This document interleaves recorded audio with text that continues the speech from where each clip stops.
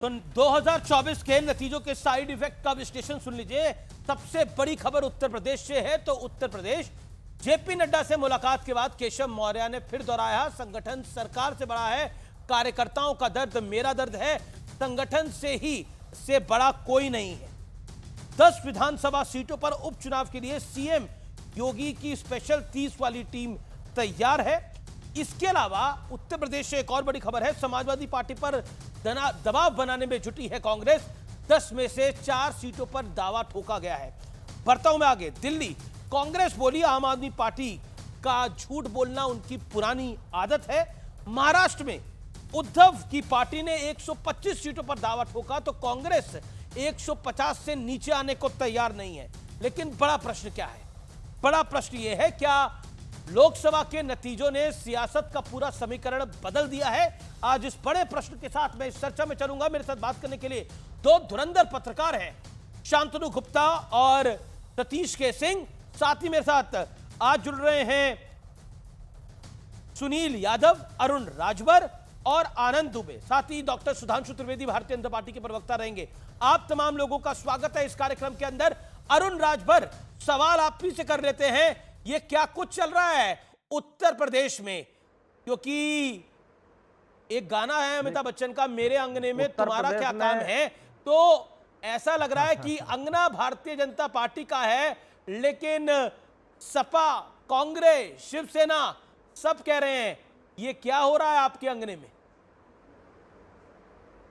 देखिए, हमारे अंगने में कुछ नहीं हो रहा है। जिनके अंगने में कुछ होने वाला नहीं है वो इसके लिए बहुत ज्यादा चिंतित हैं। वो अपनी चीजों को पुनः पाने के लिए, जो 2012 में इन लोगों ने पाया था, उसको 2027 में पाने के लिए ये झूठ को परोसने का प्रयास कर रहे हैं। और मुझे लगता है इनको कुछ हासिल होने वाला है नहीं। उत्तर प्रदेश बड़ी खबर आ रही है, सोच रहे हैं कि जो दिल्ली में हो रही है, हमारे संगठन अमित शाह, ये बैठक अभी भी जारी है। काफी लंबी बैठक हो रही है गृह मंत्री अमित शाह और प्रधानमंत्री के बीच में। ये बड़ी बैठक है। अरुण राजभर, देखिए कुछ तो ऐसे ही तो धुआं नहीं उड़ता, आग तो कहीं लगी हुई है ना। धुआं लगा हुआ है ना आग उठी हुई है, लेकिन बताया नैरेटिव खूब खड़ा किया जा रहा है कि धुआं उठ गया है, आग दिख रही है। ऐसा कुछ नहीं दिख रहा है। हाँ, संगठन में बदलाव होने के लिए आपस में मंथन चल रहे हैं। और 2027 का जो इलेक्शन चुनाव होंगे, उस चुनाव को भी मंथन चल रहे हैं। उसी में 10 विधानसभा उपचुनाव होंगे, उस पर भी मंथन हो रहा है। हर राजनीतिक दल मंथन करते हैं। लेकिन 2016 में जिस तरीके से, 2013 में जिस तरीके से सरेआम मंचों पर जिस तरीके से एक दूसरे का मंच छीन करके गालियां दी जा रही थी, तमाम बातें कही जा रही थी, उस तरीके से तो नूरा कुश्ती यहां नहीं हो रहा है। यहां तो हर एक कार्यकर्ता को लोकतांत्रिक व्यवस्था में अपनी बात कहने का अधिकार है और अपनी बात कर रहे हैं। अब हमारे साथ जो कार्यकर्ताओं ने कुछ कमियां रही हैं, उसको दूर करने के लिए शीर्ष नेतृत्व के बीच में बैठक हो रही है। भारतीय समाज पार्टी पूरे उत्तर प्रदेश में सदस्यता अभियान चला करके लोगों को जोड़ने का काम कर रही है, अपने कार्यकर्ताओं को सक्रिय करने का काम कर रहे हैं। और मुझे भरोसा है कि जो कार्यकर्ता हमारे साथ में होंगे, सुनील यादव, अगर तूफान दूसरे की कश्ती में है तो आनंद लेना चाहिए, या फिर दूसरी भाषा में बोलूं तो अगर कहीं आग लगी है तो हाथ सेकने चाहिए? नहीं, बिल्कुल नहीं, बिल्कुल नहीं। लेकिन अमीश भाई, मैं एक बात जरूर कहूंगा कि अगर कोई किश्ती तूफान में फंसी है तो किश्ती का भविष्य क्या होगा, और किश्ती को किसने फंसाया? तूफान कहां से है? तूफान क्या विपक्ष की तरफ से है? तूफान भारतीय जनता पार्टी में, खुद भारतीय जनता पार्टी के अंदर से है। उनके नेताओं ने तूफान खड़ा किया है, उनके सहयोगियों ने तूफान खड़ा किया है।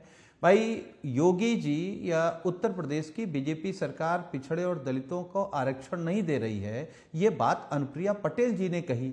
वो विपक्ष में नहीं है, वो सरकार में है। बुलडोजर के खिलाफ अगर कोई बोला है तो संजय निषाद जी बोले हैं, वो सरकार का हिस्सा है। बीजेपी की हार का जिम्मेदार कौन है, ये बात ओम प्रकाश राजभर जी ने कही है, वो खुद सरकार में है। तो आप भाई हमसे क्या उम्मीद करते हैं? अगर बीजेपी के पूर्व मंत्री ये कह रहे हैं कि हमने अपने राजनीतिक जीवन के 42 साल में इससे भ्रष्ट सरकार नहीं देखी, कोई थाना हो, तहसील हो, अस्पताल हो, या लेखपाल से लेकर के डीएम हो, होमगार्ड से लेकर के कप्तान हो, कोई बिना पैसे के काम नहीं कर रहा है। इनके सांसद बोल रहे हैं, इनके लोग बोल रहे हैं, आरोप हम पे आ रहा है।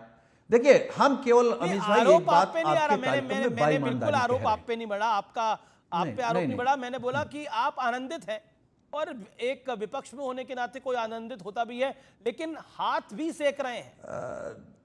लेकिन आग उतनी बड़ी नहीं है, देखिए, मामला आनंदित इसलिए सुलगता हुआ है- दिख रहा है अब।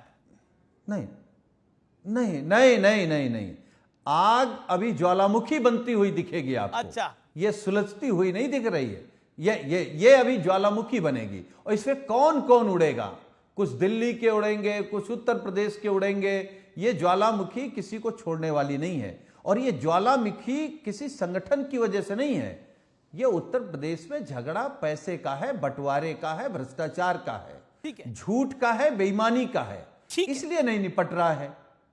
तो आप इन लोगों से तो पूछिए आपका कि अनुभव आखिर क्या झगड़ा कहता है? किस बात आपने का तो है? ऐसे झगड़े बड़े देखे हैं, तो आपका अनुभव क्या कहता है?